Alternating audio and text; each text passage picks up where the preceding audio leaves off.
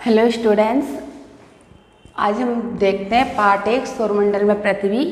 इसके कुछ पॉइंट रह गए थे, वो देखेंगे हम। उपग्रह। उपग्रह एक आकाशीय पिंड जो ग्रह के परिचायक के रूप में कार्य करते हैं तथा उसके चारों ओर घूमता है, तो उसका वो उपग्रह कहलाता है।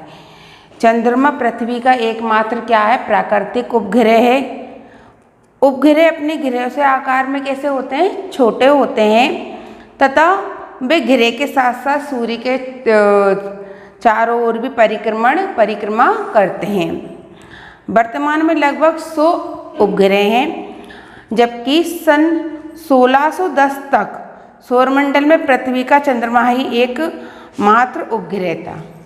सन 1610 में चंद्रमा ही पृथ्वी का एकमात्र उपग्रह था और आज के समय में कैसे 100 अज्ञात ग्रह हैं। बुध तथा शुक्र के उपग्रह नहीं हैं। बुध और शुक्र के उपग्रह नहीं हैं। उपग्रह दो प्रकार के होते हैं, एक प्राकृतिक उपग्रह और एक मानव निर्मित उपग्रह। मानव निर्मित उपग्रह कृत्रिम पिंड कहलाते हैं, जिन्हें ब्रह्मांड की जानकारी ज्ञात करने के लिए वैज्ञानिक द्वारा निर्मित करके ब्रह्मांड में भेजा जाता है, छोड़ा जाता है। ये क्या कार्य करते हैं? ये आधुनिक संचार तथा मौसम की भविष्यवाणी में क्या करते हैं? वैज्ञानिकों की सहायता करते हैं। अब हम देखते हैं चंद्रमा। चंद्रमा पृथ्वी का एकमात्र कैसा है? प्राकृतिक उपग्रह है और ये सौरमंडल में 5वां उपग्रह है। हम उपग्रह की बात कर रहे हैं, ग्रह की नहीं कर रहे हैं। किसकी बात कर रहे हैं? उपग्रह की। यह पृथ्वी के साथ समकालिक घूर्णन करता है। पृथ्वी के साथ साथ क्या करता है? समकालीन एक घूर्णन करता है, अर्थात सदैव समान पृष्ठ मुख दर्शाता है। चंद्रमा के गुरुत्वाकर्षण के प्रभाव से महासागर में क्या ज्वार उत्पन्न होता है। चंद्रमा एकमात्र खगोलीय पिंड है जिस पर मनुष्य कदम रख चुका है।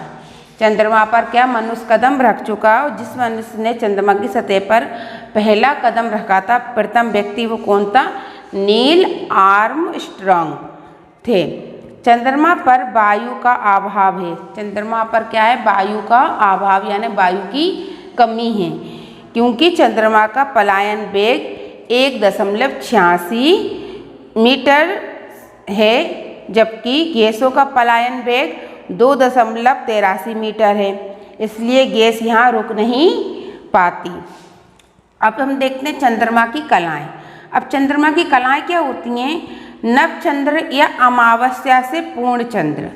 नवचंद्र या अमावस्या से पहले का पूर्ण, यानी पहले का चंद्र, या पूर्णिमा तक तथा दोबारा इसके विपरीत परिवर्तनों को चंद्रमा की कलाएं कहते हैं। अब नवचंद्र क्या होता है कि चंद्रमा दिखाई नहीं देता। नवचंद्र जब होता है उसमें चंद्रमा दिखाई नहीं देता, क्योंकि चंद्रमा का प्रकाश में पृष्ठ पृथ्वी से दूर होता है। ये नवचंद्र की रात्रि को हम क्या कहते हैं? अमावस्या की रात होती है। उस दिन आप लोग जानते हैं अमावस्या की रात को चंद्रमा दिखाई नहीं देता, क्योंकि ये पृथ्वी से दूर होता है। इसका जो प्रकाश होता है प्रकृति से दूर होता है। अब आता बढ़ता हसिया चंद्र। चंद्रमा की कलाओं के चित्र आपकी पुस्तक में दे रखे हैं, इन्हें आप ध्यान से देखना। तो दूसरे नंबर पर आता है बढ़ता हसिया चंद्र। तो बढ़ते हुए हसिया चंद्र में क्या होता है कि चंद्रमा रहता है ना, तो उसका हमें एक भाग दिखाई देता है।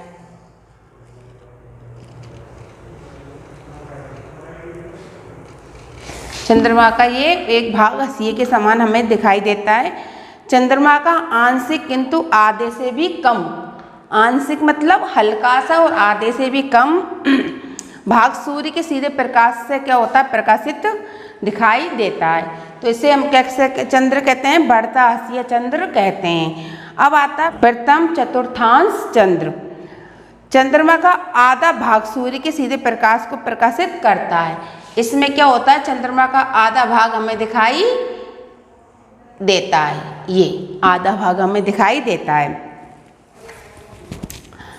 बढ़ता कुबड़ा चंद्रमा का आधे से अधिक भाग, चंद्रमा का आधे से भी अधिक भाग, ये पूरा चंद्रमा है, इसका आधे से भी अधिक भाग हमें सूर्य के प्रकाश से प्रकाशित दिखाई देता है।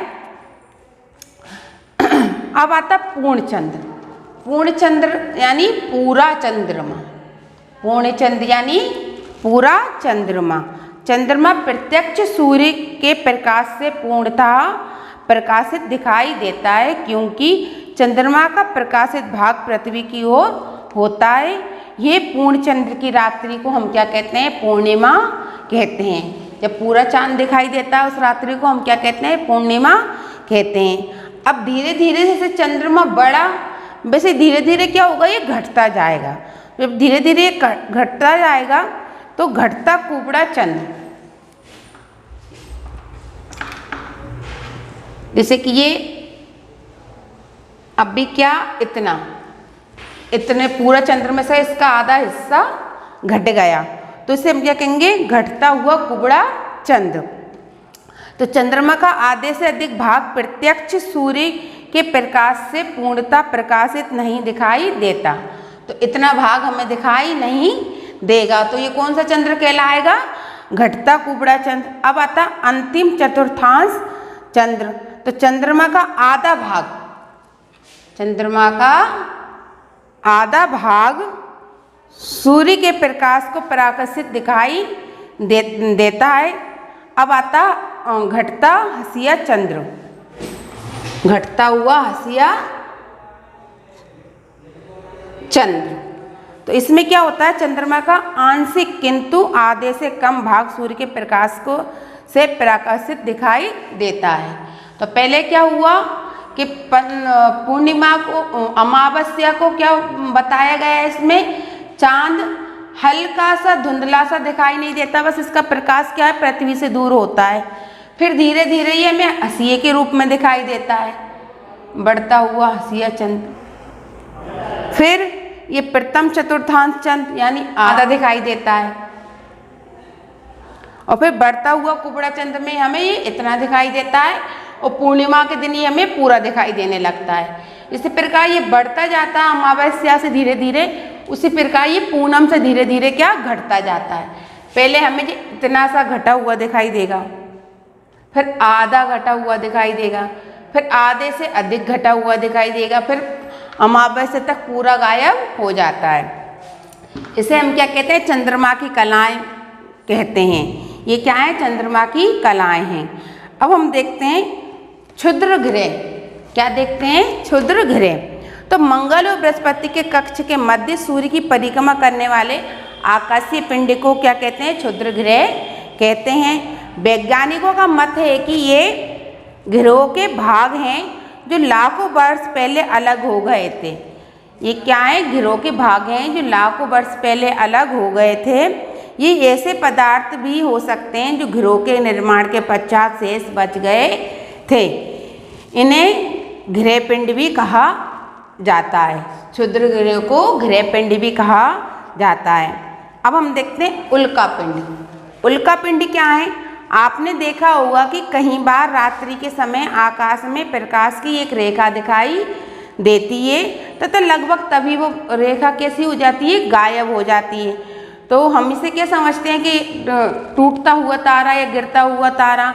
बहुत से लोग ऐसे टूटते हुए तारे को देख के मन्नत भी मांगते हैं। प्रकाश की ये रेखा टूटता हुआ तारा या उल्का कहलाती है। उल्का चट्टान के छोटे टुकड़े होते हैं जो सूर्य की परिक्रमा करते हैं। इन कणों में से कुछ अत्यधिक वेग के साथ पृथ्वी के वायुमंडल में क्या करते हैं? प्रवेश कर जाते हैं, तथा घर्षण के कारण कैसे हो जाते हैं? गर्म हो जाते हैं और चमकने लगते हैं। पृथ्वी पर गिरने वाली उल्काएं उल्का पिंड कहलाती हैं। तथा जब अनेक उल्काएं एक के बाद एक दिखाई देती हैं तो इसे क्या कहते हैं? हम उल्कापात कहते हैं। धूमकेतु। अब हम देखते हैं धूमकेतु। वे आकाशीय पिंड जो लंबे वृत्ताकार कक्ष में सूर्य की परिक्रमा करते हैं उन्हें क्या कहते हैं? धूमकेतु कहते हैं। धूमकेतु चट्टानों तथा जमे हुए ध्रुवों से बने होते हैं। धूमकेतु को गंदी बर्फ की गेंद कहा जाता है। एक विशिष्ट धूमकेतु का दीर्घ वृत्ताकार पथ होता है। धूमकेतु सौरमंडल के बाहरी क्षेत्र से आते हैं, अर्थात प्लेटो से अत्यधिक दूर से। प्रत्येक धूमकेतु अपने ही पथ में सूर्य की क्या करते हैं, परिक्रमा करते हैं। हेली का धूमकेतु अत्यधिक प्रसिद्ध धूमकेतु है। यह 1986 ईस्वी में दिखाई दिया था। ये 76 वर्ष बाद अर्थात 2062 ईस्वी में दोबारा दिखाई देगा। अब हम देखते हैं अध्याय की दृष्टि से इस पाठ में जो भी बताया गया उसका रिवीजन है। जैसे कि तारे, चंद्रमा तथा अन्य वस्तुएं जो रात में आसमान में चमकती हुई दिखाई देते हैं पड़ती हैं, वे सही वस्तुएं क्या कहलाती हैं, आकाशीय पिंड या खगोलीय पिंड कहलाती हैं। लाखों तारे मिलकर एक आकाशगंगा का क्या करते हैं, निर्माण करते हैं। रात को आसमान में छोटी चमकती हुई वस्तुएं तारे कहलाती हैं। एक तारा व खगोलीय पिंड होता है जिसकी अपनी ऊष्मा तथा प्रकाश होता है। प्रत्येक ग्रह अपनी निश्चित दूरी पर घूमता है जो कि परिक्रमण कहलाती है। वे खगोलीय पिंड जो ग्रह के सहभागी होते हैं तथा उनके चारों ओर परिक्रमा लगाते हैं उन्हें हम उपग्रह कहते हैं। उल्का पिंड चट्टानों के छोटे छोटे टुकड़े होते हैं जो कि सूर्य के चारों ओर घूमते हैं।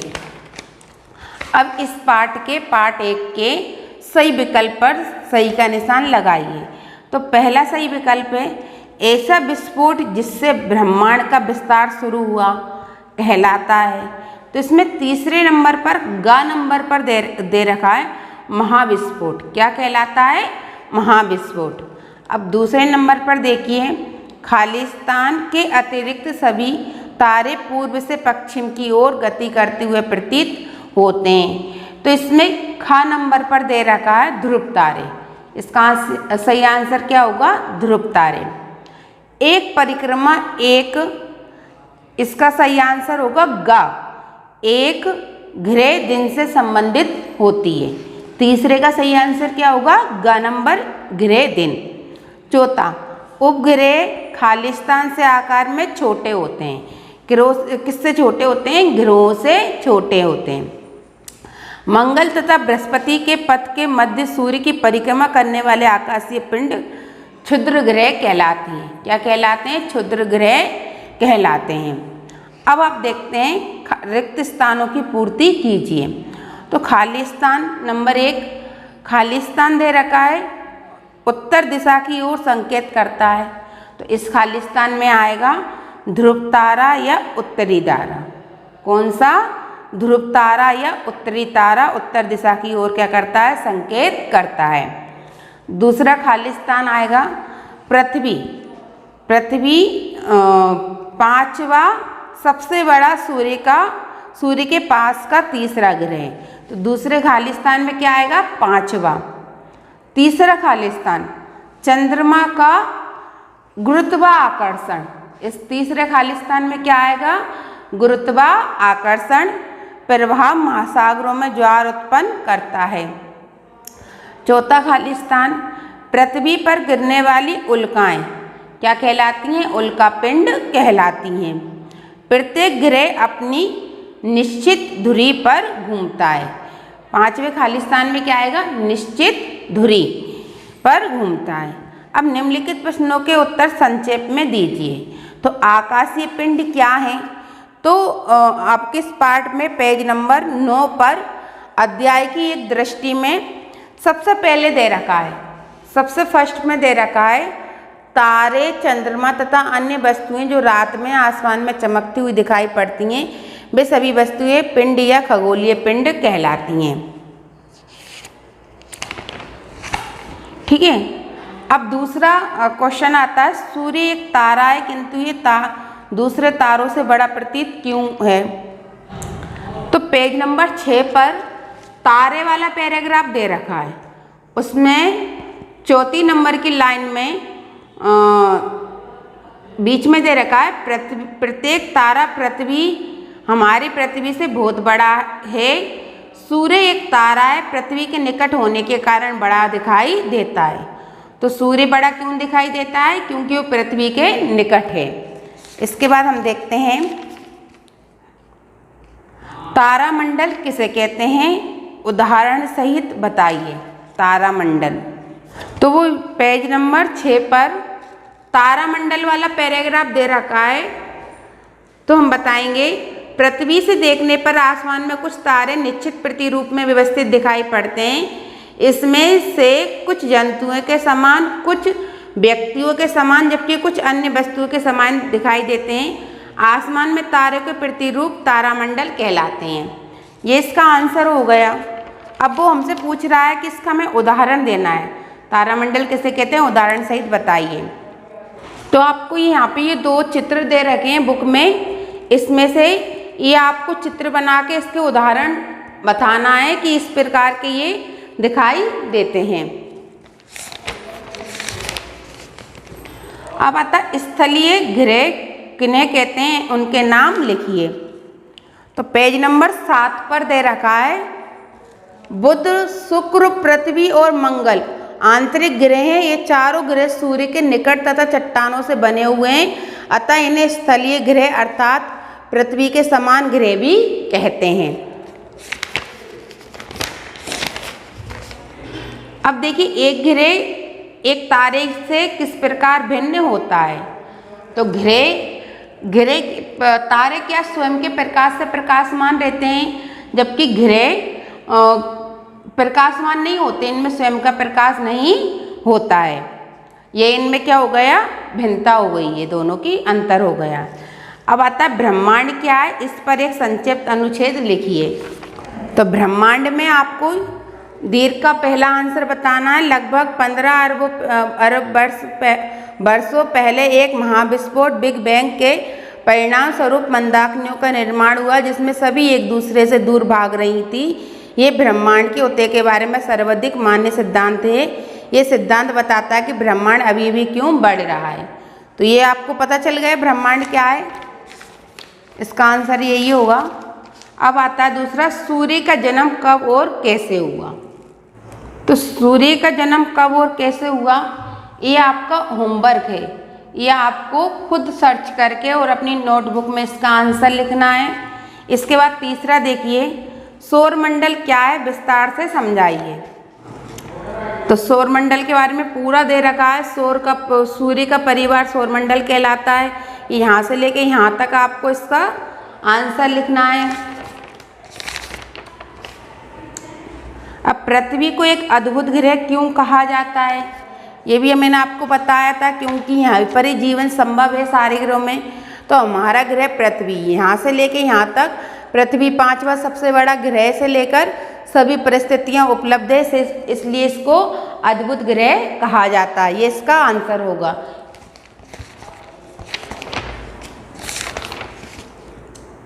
उपग्रह क्या है, इनके उपयोग क्या है। तो उपग्रह में लिख रहा है, ये आकाशीय पिंड जो ग्रह के परिचायक के रूप में कार्य करता है तथा उसके चारों ओर घूमता, उसका उपग्रह कहलाता है। तो ये यहाँ से लेके शुक्र के उपग्रह नहीं है तक ये उपग्रह हो गए हैं, ठीक है। इसी प्रकार आपका पार्ट एक कंप्लीट होता है। तो आप आपकी नोटबुक में साफ राइटिंग में और शुद्ध वाक्य बनाकर अशुद्धियाँ नहीं करना है। अच्छी राइटिंग में आपको सही विकल्प, खाली स्थान और ये संक्षेप के आंसर और विस्तार के आंसर नोटबुक में फेयर कॉपी में अच्छे से लिख के और अपना होमवर्क अपने ग्रुप में सेंड करना है। ये आपका होमवर्क है। Thank you.